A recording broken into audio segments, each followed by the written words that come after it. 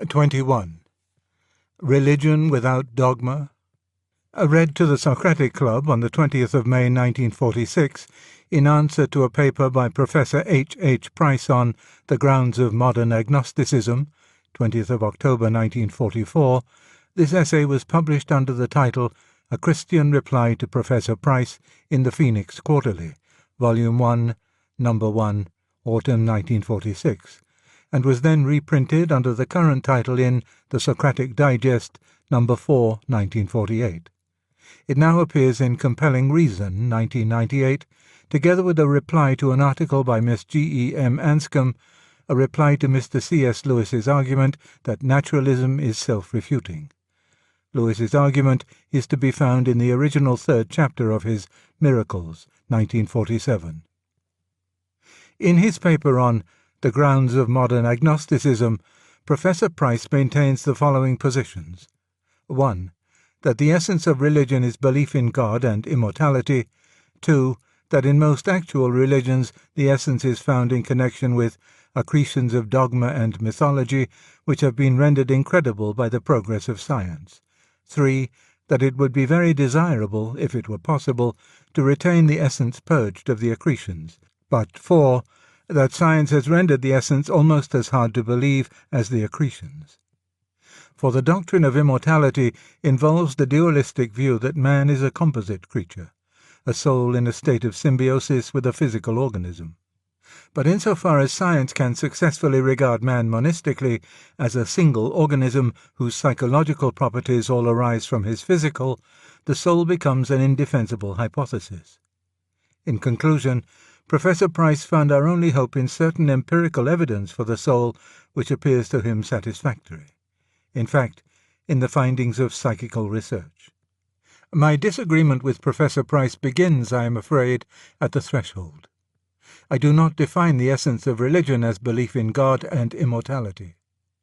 Judaism in its earlier stages had no belief in immortality, and for a long time no belief which was religiously relevant.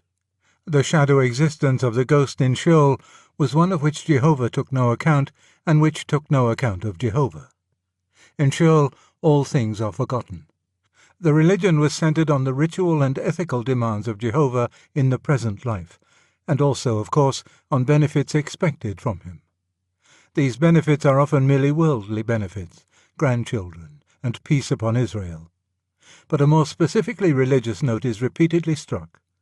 The Jew is athirst for the living God. Psalm 42, verse 2. He delights in his laws as in honey or treasure. Psalm 19, verse 10. He is conscious of himself in Jehovah's presence as unclean of lips and heart. Isaiah chapter 6, verse 5. The glory or splendor of the god is worshipped for its own sake. In Buddhism, on the other hand, we find that a doctrine of immortality is central, while there is nothing specifically religious. Salvation from immortality, deliverance from reincarnation, is the very core of its message. The existence of the gods is not necessarily decried, but it is of no religious significance. In Stoicism again, both the religious quality and the belief in immortality are variables, but they do not vary in direct ratio. Even within Christianity itself, we find a striking expression, not without influence from Stoicism, of the subordinate position of immortality. When Henry Moore ends a poem on the spiritual life by saying that if, after all, he should turn out to be mortal, he would be satisfied. A lonesome mortal God to have died. From my own point of view, the examples of Judaism and Buddhism are of immense importance. The system which is meaningless without a doctrine of immortality regards immortality as a nightmare, not as a prize. The religion which, of all ancient religions, is most specifically religious, that is, at once most ethical and most numinous, is hardly interested in the question. Believing, as I do, that Jehovah is a real being, indeed the ens realissimum, I cannot sufficiently admire the divine tact of thus training the chosen race for centuries in a religion before even hinting the shining secret of eternal life. He behaves like the rich lover in a romance, who woos the maiden on his own merits, disguised as a poor man, and only when he has won her reveals that he has a throne and palace to offer. For I cannot help thinking that any religion which begins with a thirst for immortality is damned as a religion from the outset. Until a certain spiritual level has been reached, the promise of immortality will always operate as a bribe, which vitiates the whole religion and infinitely inflames those very self-regards which religion must cut down and uproot. For the essence of religion, in my view, is the thirst for an end higher than natural ends, the finite self's desire for and acquiescence in and self-rejection in favour of an object wholly good and wholly good for it. That the self-rejection will turn out to be also a self-finding, that bread cast upon the waters will be found after many days, that to die is to live. These are sacred paradoxes of which the human race must not be told too soon. Differing from Professor Price about the essence of religion, I naturally cannot, in a sense, discuss whether the essence as he defines it coexists with accretions of dogma and mythology. But I freely admit that the essence as I define it always coexists with other things, and that some of these other things even I would call mythology. But my list of things mythological would not coincide with his, and our views of mythology itself probably differ. A great many different views on it have, of course, been held. Myths have been accepted as literally true, then as allegorically true by the Stoics, as confused history by Euhemerus, as priestly lies by the philosophers of the Enlightenment, as imitative agricultural ritual mistaken for propositions in the days of Fraser. If you start from a naturalistic philosophy, then something like the view of Euhemerus or the view of Fraser is likely to result. But I am not a naturalist. I believe that in the huge mass of mythology which has come down to us, a good many different sources are mixed. True history, allegory, ritual, the human delight in storytelling, etc. But among these sources I include the supernatural, both diabolical and divine. We need here concern ourselves only with the latter. If my religion is erroneous, then occurrences of similar motifs in pagan stories are, of course, instances of the same or a similar error. But if my religion is true, then these stories may well be a preparatio evangelica, divine hinting in poetic and ritual form at the same central truth which was later focused and, so to speak, historicized in the Incarnation. To me, who first approached Christianity from a delighted interest in and reverence for the best pagan imagination, who loved Balder before Christ and Plato before St. Augustine, the anthropological argument against Christianity has never been formidable. On the contrary, I could not believe Christianity if I were forced to say that there were 1,000 religions in the world, of which 999 were pure nonsense, and the 1,000th, fortunately, true. My conversion very largely depended on recognizing Christianity as the completion, the actualization, the entelechy of something that had never been wholly absent from the mind of man. And I still think that the agnostic argument from similarities between Christianity and paganism works only if you know the answer. If you start by knowing on other grounds that Christianity is false, then the pagan stories may be another nail in its coffin. Just as if you started by knowing that there were no such things as crocodiles, then the various stories about dragons might help to confirm your disbelief. But if the truth or falsehood of Christianity is the very question you are discussing, then the argument from anthropology is surely a petitio. There are, of course, many things in Christianity which I accept as fact and which Professor Price would regard as mythology. In a word, there are miracles. The contention is that science has proved that miracles cannot occur. According to Professor Price, a deity who intervened miraculously and suspended natural law could never be accepted by science. Whence he passes on to consider whether we cannot still believe in theism without miracles. I am afraid I have not understood why the miracles could never be accepted by one who accepted science. Professor Price bases his view on the nature of scientific method. He says that that method is based on two assumptions. The first is that all events are subject to laws, and he adds, "It does not matter for our purpose whether the laws are deterministic or only statistical. But I submit that it matters to the scientist's view of the miraculous. The notion that natural laws may be merely statistical results from the modern belief that the individual unit of matter obeys no laws. Statistics were introduced to explain why, despite the lawlessness of the individual unit, the behavior of gross bodies was regular. The explanation was that, by a principle well known to actuaries, the law of averages leveled out the individual eccentricities of the innumerable units contained in even the smallest gross body. But with this conception of the lawless units, the whole impregnability of 19th-century naturalism has, as it seems to me, been abandoned. What is the use of saying that all events are subject to laws, if you also say that every event which befalls the individual unit of matter is not subject to laws? Indeed, if we define nature as the system of events in space-time governed by interlocking laws, then the new physics has really admitted that something other than nature exists. For if nature means the interlocking system, then the behavior of the individual unit is outside nature. We have admitted what may be called the sub-natural. After that admission, what confidence is left us that there may not be a supernatural as well? It may be true that the lawlessness of the little events fed into nature from the subnatural is always ironed out by the law of averages. It does not follow that great events could not be fed into her by the supernatural, nor that they also would allow themselves to be ironed out. The second assumption which Professor Price attributes to the scientific method is that laws can only be discovered by the study of publicly observable regularities. Of course they can.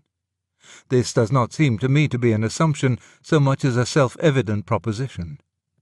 But what is it to the purpose? If a miracle occurs, it is, by definition, an interruption of regularity. To discover a regularity is, by definition, not to discover its interruptions, even if they occur. You cannot discover a railway accident from studying Bradshaw, only by being there when it happens or hearing about it afterwards from someone who was. You cannot discover extra half-holidays by studying a school timetable. You must wait till they are announced. But surely this does not mean that a student of Bradshaw is logically forced to deny the possibility of railway accidents. This point of scientific method merely shows, what no one to my knowledge ever denied, that if miracles did occur, science, as science, would not prove or disprove their occurrence. What cannot be trusted to recur is not material for science. That is why history is not one of the sciences.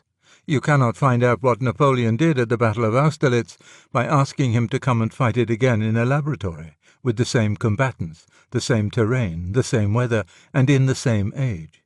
You have to go to the records.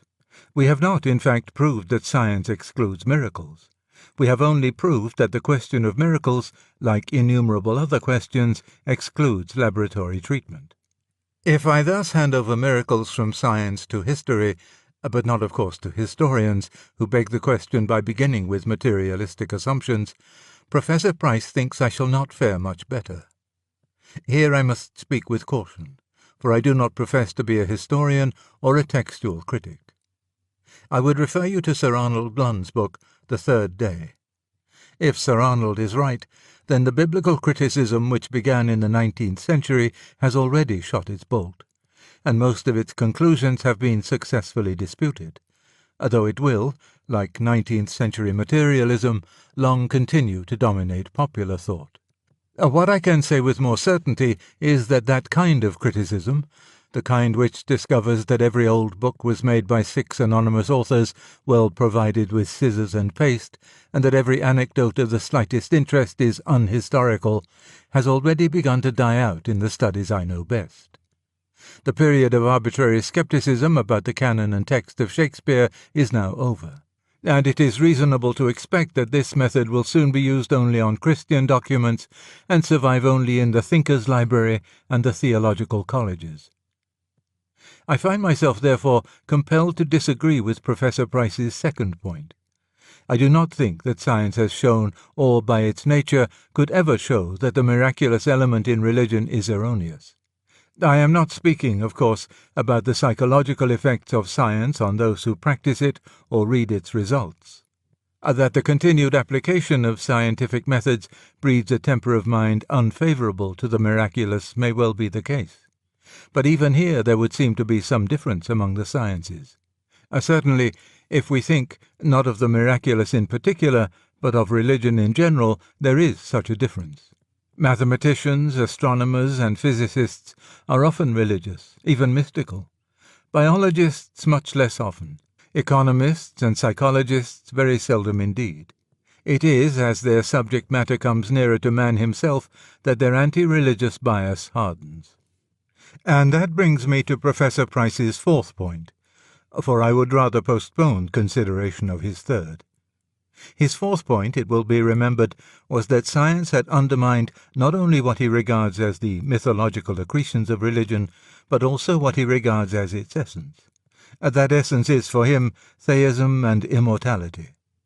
Insofar as natural science can give a satisfactory account of man as a purely biological entity, it excludes the soul and therefore excludes immortality.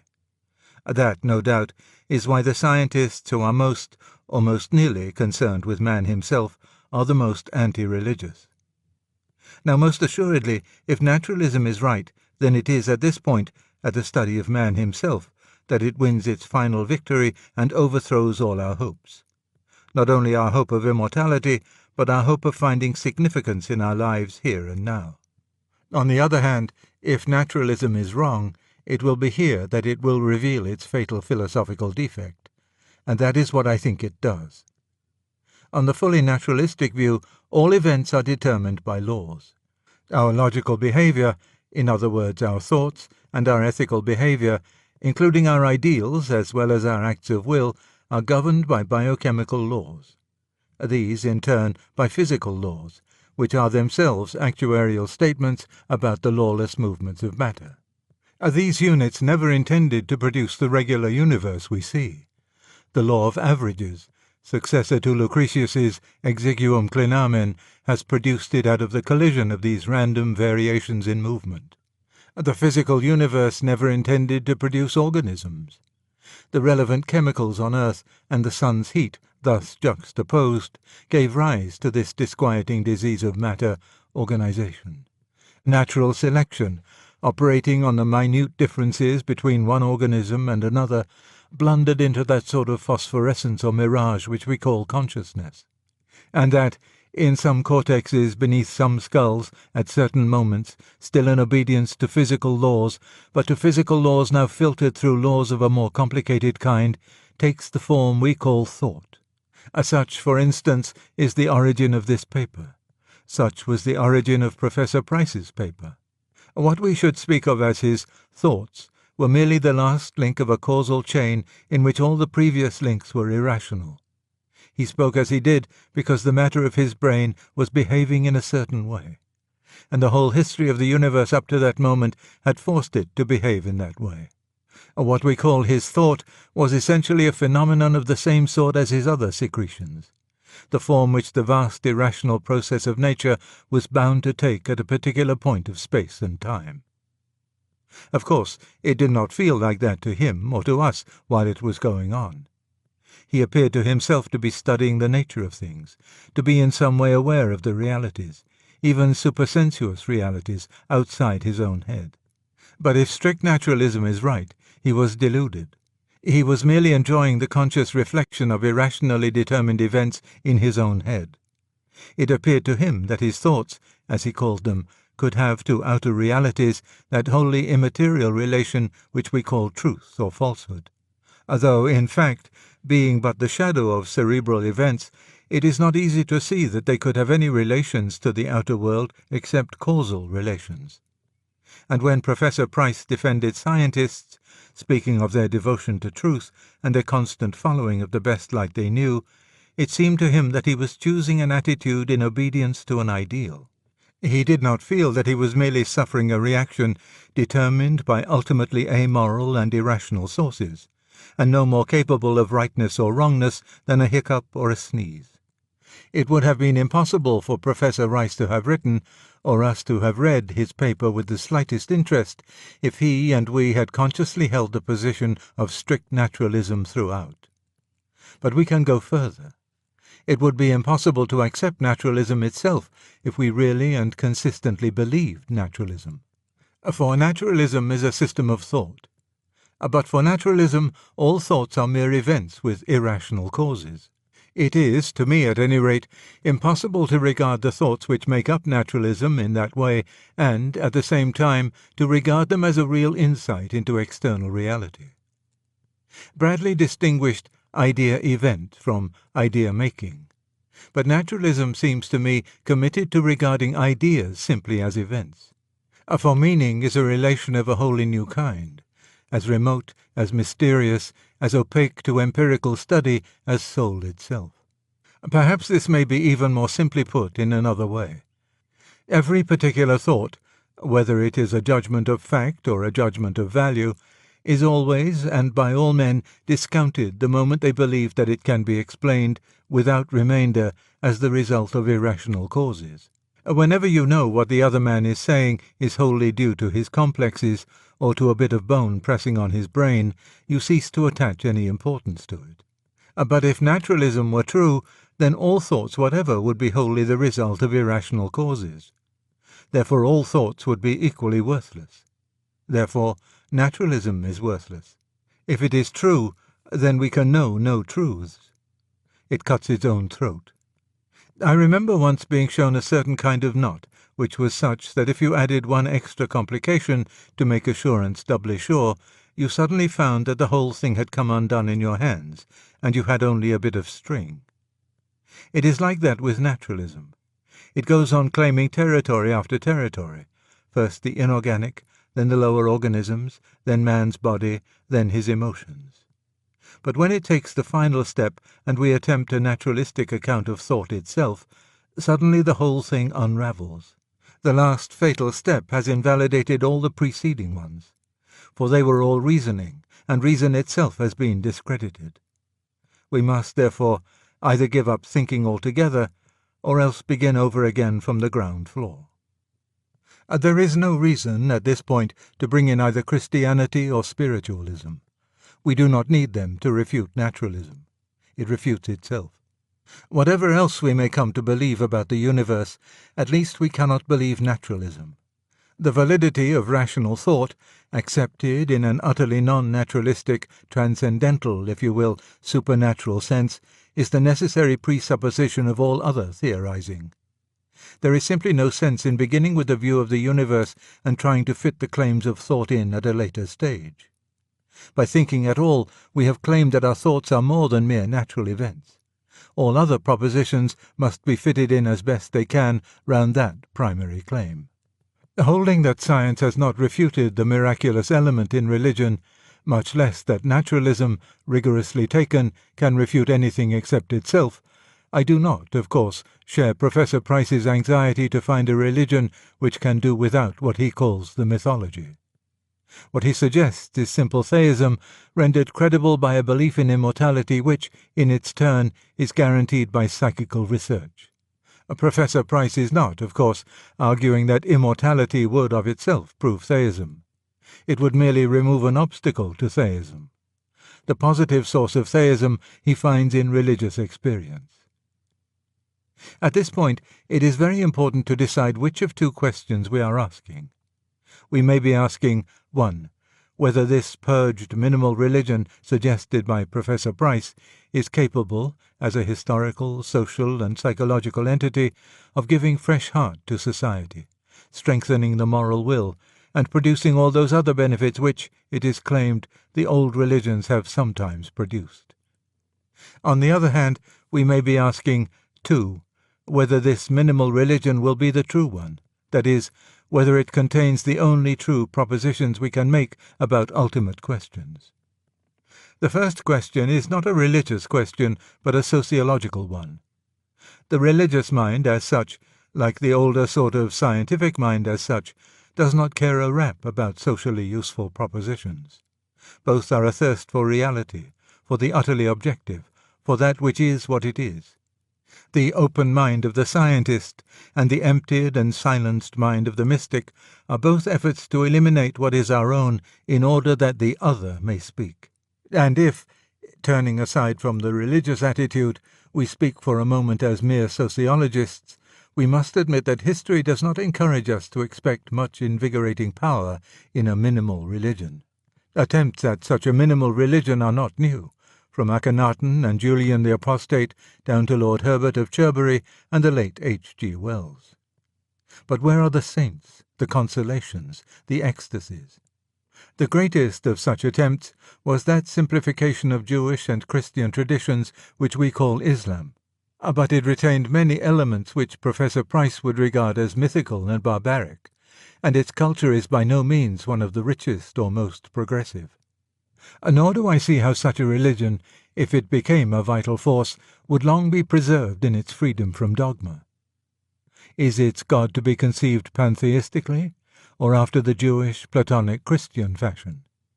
If we are to remain the minimal religion in all its purity, I suppose the right answer would be, we don't know, and we must be content not to know. But that is the end of the minimal religion as a practical affair, for the question is of pressing practical importance.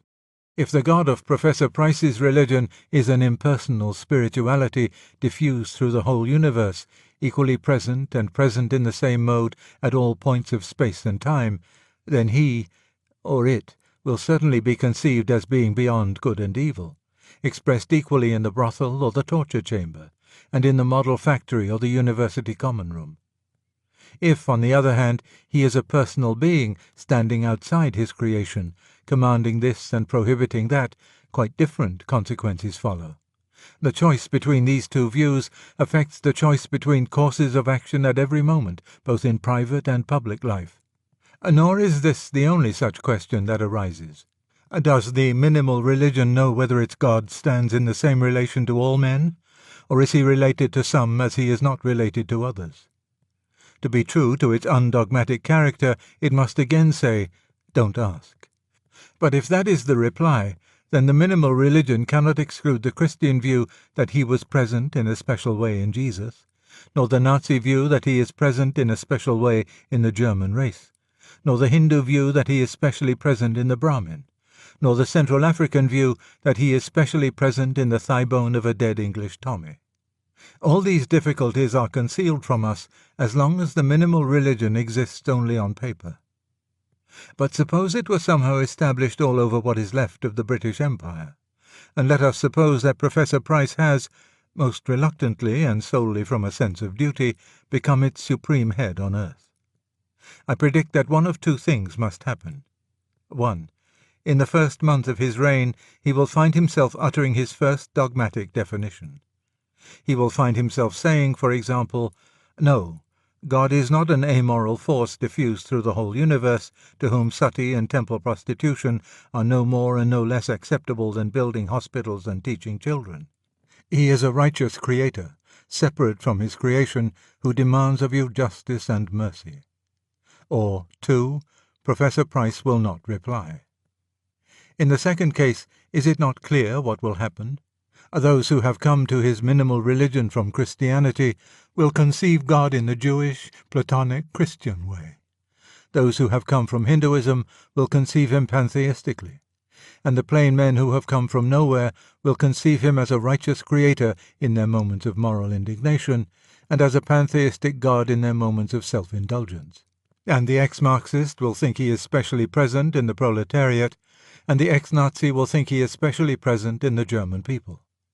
And they will hold world conferences at which they all speak the same language and reach the most edifying agreement. But they will all mean totally different things. The minimal religion, in fact, cannot, while it remains minimal, be acted on.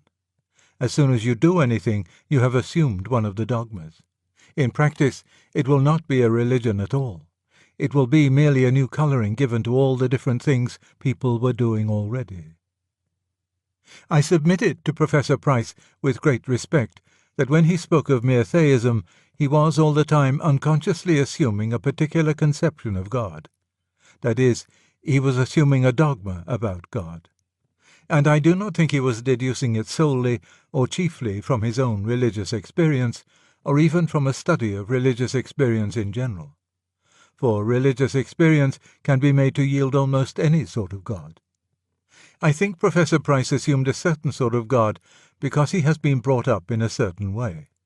Because Bishop Butler and Hooker and Thomas Aquinas and Augustine and St. Paul and Christ and Aristotle and Plato are, as we say, in his blood. He was not really starting from scratch. Had he done so, had God meant in his mind a being about whom no dogma whatever is held, I doubt whether he would have looked for even social salvation in such an empty concept. All the strength and value of the minimal religion, for him as for all others who accept it, is derived not from it, but from the tradition which he imports into it. The minimal religion will, in my opinion, leave us all doing what we were doing before. And now it, in itself, will not be an objection from Professor Price's point of view.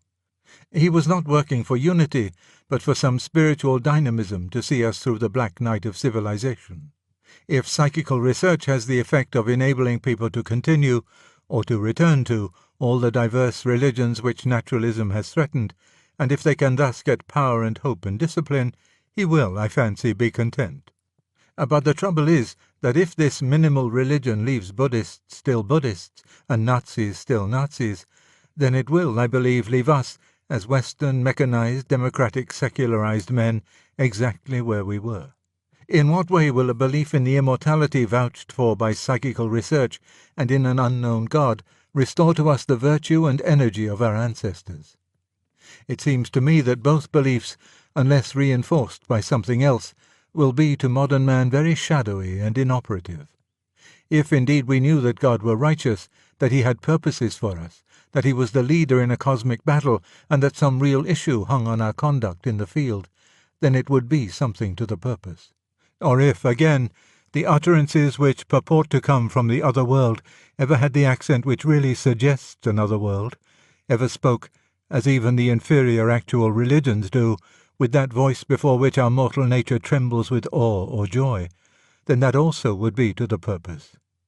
But the God of minimal theism remains powerless to excite either fear or love, can be given power to do so only from those traditional resources to which, in Professor Price's conception, science will never permit our return. As for the utterances of the mediums, I do not wish to be offensive, but will even the most convinced spiritualist claim that one sentence from that source has ever taken its place among the golden sayings of mankind, has ever approached, much less equalled, in power to elevate, strengthen, or correct even the second rank of such sayings? Will anyone deny that the vast majority of spirit messages sink pitiably below the best that has been thought and said even in this world? That in most of them we find a banality and provincialism, a paradoxical union of the prim with the enthusiastic, of flatness and gush, which would suggest that the souls of the moderately respectable are in the keeping of Annie Besant and Martin Tupper. I am not arguing from the vulgarity of the messages that their claim to come from the dead is false. If I did, the spiritualist would reply that this quality is due to imperfections in the medium of communication. Let it be so. We are not here discussing the truth of spiritualism, but its power to become the starting point of a religion. And for that purpose I submit that the poverty of its contents disqualifies it. A minimal religion compounded of spirit messages and bare theism has no power to touch any of the deepest chords in our nature, or to evoke any response which will raise us even to a higher secular level, let alone to the spiritual life. The God of whom no dogmas are believed is a mere shadow. He will not produce that fear of the Lord in which wisdom begins, and, therefore, will not produce that love in which it is consummated. The immortality which the messages suggest can produce in mediocre spirits only a vague comfort for our unredeemedly personal hankerings, a shadowy sequel to the story of this world in which all comes right, but right in how pitiable a sense, while the more spiritual will feel that it has added a new horror to death, the horror of mere endless succession, of indefinite imprisonment in that which binds us all, das Gemeine. There is, in this minimal religion, nothing that can convince, convert, or, in the higher sense, console. Nothing, therefore, which can restore vitality to our civilization. It is not costly enough. It can never be a controller, or even a rival to our natural sloth and greed. A flag, a song, an old-school tie is stronger than it. much more the pagan religions. Rather than pin my hopes on it, I would almost listen again to the drumbeat in my blood, for the blood is at least in some sense the life, and join in the song of the Maenads. Happy they whom the demons have befriended, who have entered the divine orgies, making holy their life days, till the dance throbs in their heartbeats while they romp with Dionysus on the mountains. Yes, almost. Almost I'd sooner be a pagan suckled in a creed outworn. Almost, but not, of course, quite. If one is forced to such an alternative, it is perhaps better to starve in a wholly secularized and meaningless universe than to recall the obscenities and cruelties of paganism. They attract because they are a distortion of the truth, and therefore retain some of its flavour. But with this remark I have passed into our second question. I shall not be expected at the end of this paper to begin an apologetic for the truth of Christianity. I will only say something which, in one form or another, I have said perhaps too often already. If there is no God, then we have no interest in the minimal religion or any other. We will not make a lie even to save civilization. But if there is, then it is so probable as to be almost axiomatic that the initiative lies wholly on his side. If he can be known, it will be by self-revelation on his part, not by speculation on ours. We, therefore, look for him where it is claimed that he has revealed himself by miracle, by inspired teachers, by enjoined ritual. The traditions conflict. Yet the longer and more sympathetically we study them, the more we become aware of a common element in many of them. The theme of sacrifice, of mystical communion through the shed blood, of death and rebirth, of redemption, is too clear to escape notice. We are fully entitled to use moral and intellectual criticism. What we are not, in my opinion, entitled to do is simply to abstract the ethical element and set that up as a religion on its own.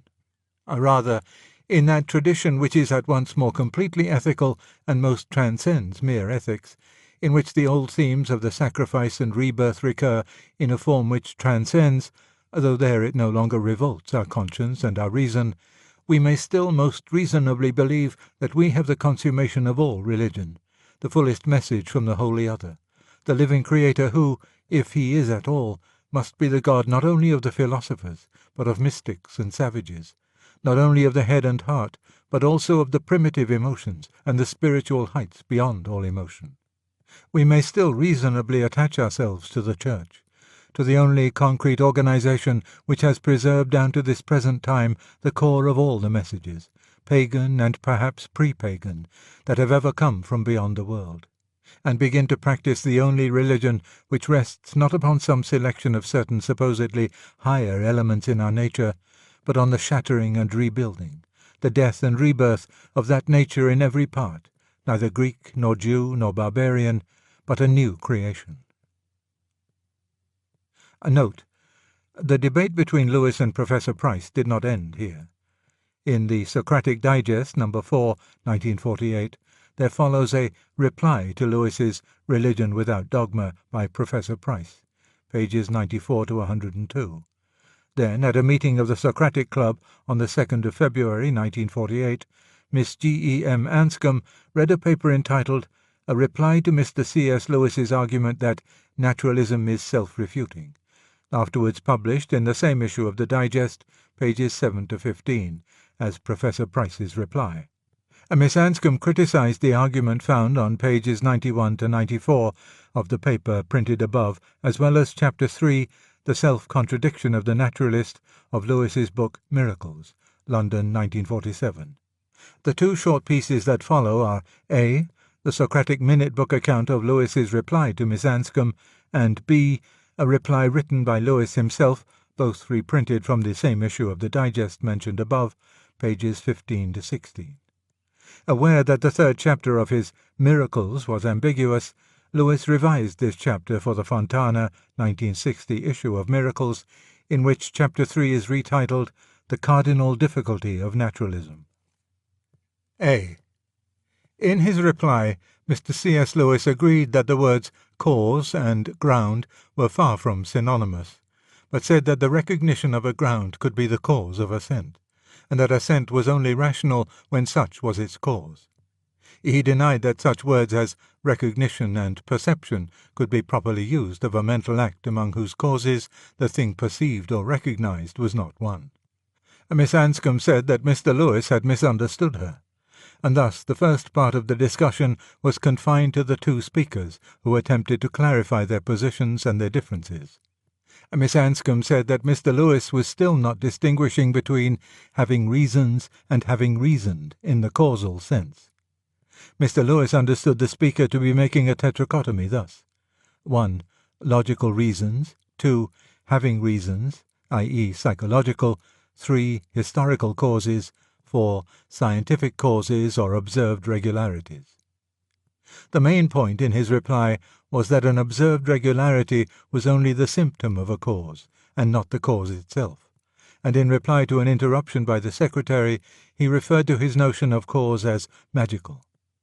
An open discussion followed, in which some members tried to show Miss Anscombe that there was a connection between ground and cause, while others contended against the President, Lewis, that the test for the validity of reason could never in any event be such a thing as the state of the bloodstream. The President finally admitted that the word valid was an unfortunate one. From the discussion in general, it appeared that Mr. Lewis would have to turn his argument into a rigorous analytic one, if his notion of validity as the effect of causes were to stand the test of all the questions put to him. B. I admit that valid was a bad word for what I meant. Veridical, or verific, or veriferous would have been better. I also admit that the cause and effect relation between events and the ground and consequent relations between propositions are distinct. Since English uses the word because of both, let us here use because CE for the cause and effect relation. This doll always falls on its feet because CE, its feet are weighted, and because GC for the ground and consequent relation. A equals C because GC, they both equal B. But the sharper this distinction becomes, the more my difficulty increases. If an argument is to be verific, the conclusion must be related to the premises as consequent to ground, i.e., the conclusion is there because GC certain other propositions are true. On the other hand, our thinking the conclusion is an event and must be related to previous events as effect to cause, i.e., this act of thinking must occur because CE previous events have occurred. It would seem, therefore, that we never think the conclusion because GC it is the consequent of its grounds, but only because CE certain previous events have happened. If so, it does not seem that the GC sequence makes us more likely to think the true conclusion than not. And this is very much what I meant by the difficulty in naturalism.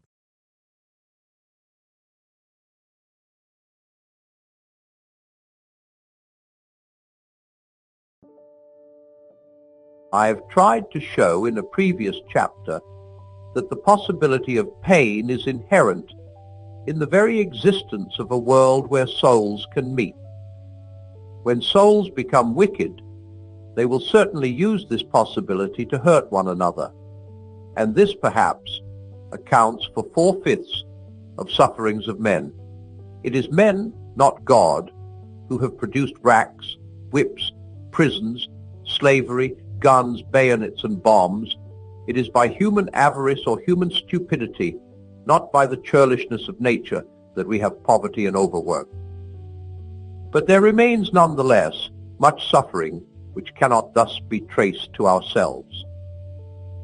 Even if our suffering were man-made, we should like to know the reason for the enormous permission to torture their fellows which God gives to the worst of men, to say, as was said in the last chapter, that good for such creatures as we now are means primarily corrective or remedial good is an incomplete answer. Not all medicine tastes nasty, or if it did, that is itself one of the unpleasant facts for which we should like to know the reason. Before proceeding, I must pick up a point made in Chapter 1. I there said that pain, below a certain level of intensity, was not resented and might even be rather liked. Perhaps you then wanted to reply, in that case I should not call it pain, and you may have been right. But the truth is that the word pain has two senses, which must now be distinguished. A particular kind of sensation, probably conveyed by specialized nerve fibers and recognizable by the patient, is that kind of sensation, whether he dislikes it or not. Example, the taint ache in my limbs would be recognized as an ache, even if I didn't object to it. B, any experience, whether physical or mental, which the patient dislikes, it will be noticed that all pains in sense A become pains in sense B if they are raised above a certain very low level of intensity, but that pains in the B sense need not be. Pains in the A sense. Pain in the B sense, in fact, is synonymous with tribulation, adversity, suffering, anguish, or trouble, and it is about it that the problem of pain arises. For the rest of this book, pain will be used in the B sense and will include all types of suffering. With the A sense, we have no further concern.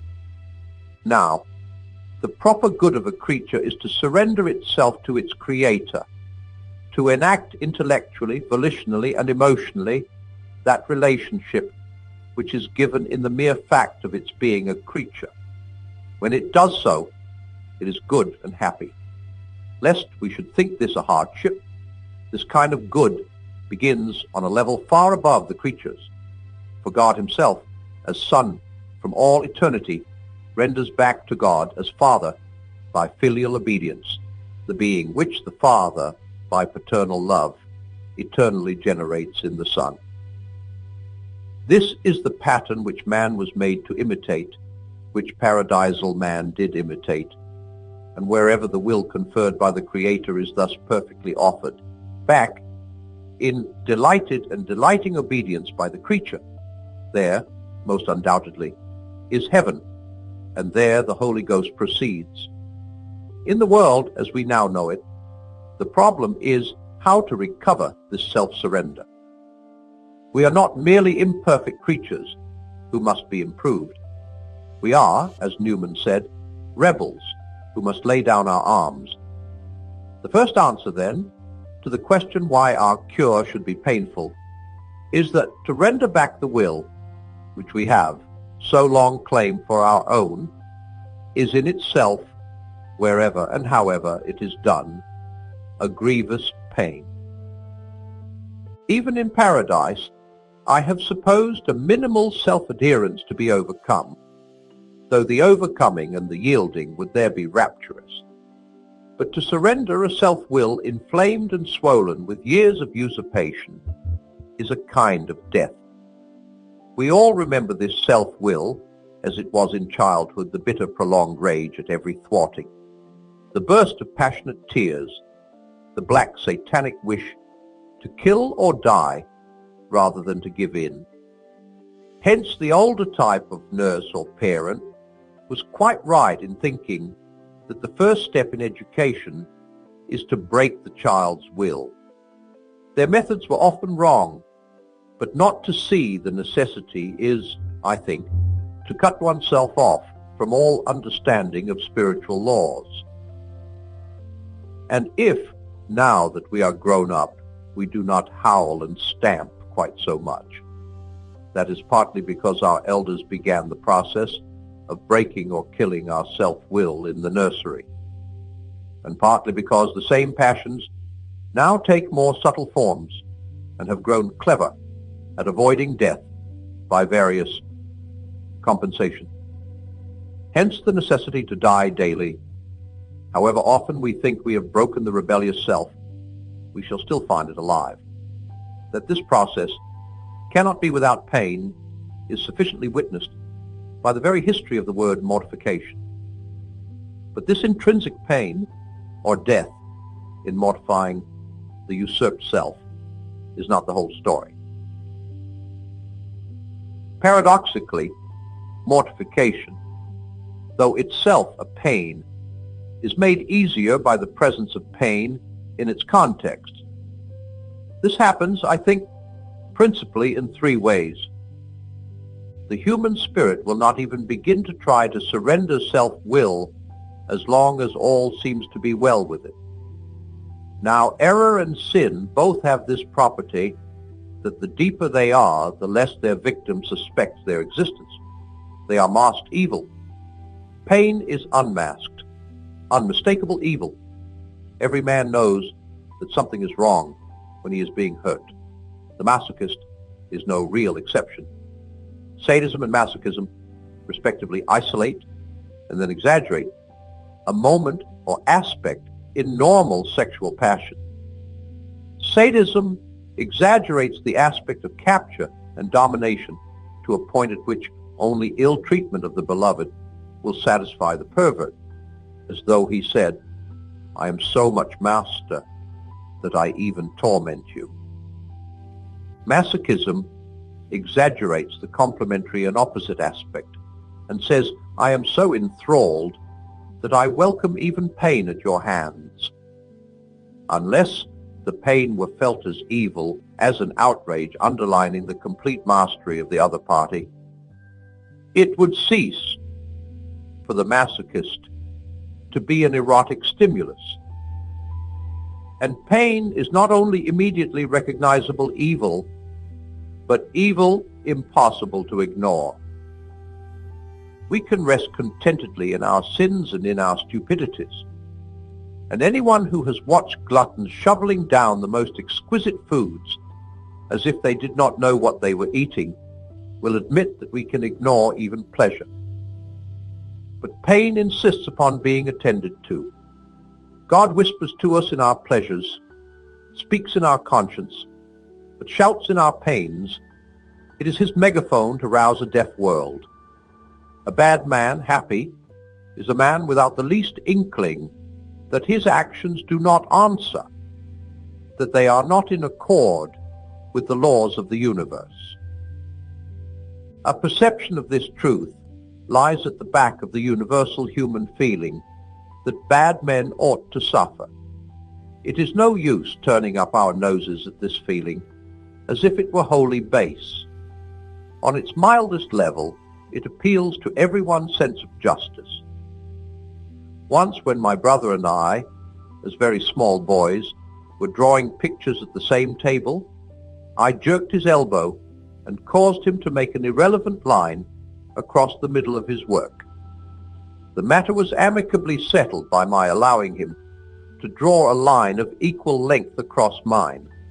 That is, I was put in his place, made to see my negligence from the other end. On a sterner level, the same idea appears as retributive punishment, or giving a man what he deserves. Some enlightened people would like to banish all conceptions of retribution, or desert from their theory of punishment, and place its value wholly in the deterrence of others, or the reform of the criminal himself. They do not see that, by so doing, they render all punishment unjust. What can be more immoral than to inflict suffering on me for the sake of deterring others if I do not deserve it? And if I do deserve it, you are admitting the claims of retribution. And what can be more outrageous than to catch me and submit me to a disagreeable process of moral improvement without my consent, unless, once more, I deserve it? On yet a third level, we get vindictive passion, the thirst for revenge. This, of course, is evil and expressly forbidden to Christians. But it has perhaps appeared already from our discussion of sadism and masochism that the earliest things in human nature are perversions of good or innocent things, the good thing of which, starting clarity in Hobbes's definition of revengefulness, desire by doing hurt to another to make him condemn some fact of his own. Revenge loses sight of the end and the means, but its end is not wholly bad. It wants the evil of the bad man to be to him what it is to everyone else. This is proved by the fact that the avenger wants the guilty party, not merely to suffer, but to suffer at his hands, and to know it, and to know why. Hence the impulse to taunt the guilty man with his crime at the moment too. Such natural expressions as, "I wonder how he'd like it if the same thing were done to him," or "I'll teach him." For the same reason, when we are going to abuse a man in words, we say we are going to let him know what we think of him. When our ancestors referred to pains and sorrows as God's vengeance upon sin, they were not necessarily attributing evil passions to God. They may have been recognizing the good element in the idea of retribution. Until the evil man finds evil unmistakably present in his existence, in the form of pain, he is enclosed in illusion. Once pain has roused him, he knows that he is in some way or other up against the real universe. He either rebels, with the possibility of a clearer issue and deeper repentance at some later stage, or else makes some attempt at an adjustment, which, if pursued, will lead him to religion. It is true that neither effect is so certain now as it was in ages when the existence of God, or even of the gods, was more widely known. But even in our own days, we see it operating. Even atheists rebel and express, like Hardy and Hoosman, their rage against God, although, or because, he does not, on their view, exist. And other atheists, like Mr. Huxley, are driven by suffering to raise the whole problem of existence and to find some way of coming to terms with it, which, if not Christian, is almost infinitely superior to fatuous contentment with a profane life. No doubt, pain as God's megaphone is a terrible instrument. It may lead to final and unrepented rebellion. But it gives the only opportunity the bad man can have for amendment. It removes the veil. It plants the flag of truth within the fortress of a rebel soul.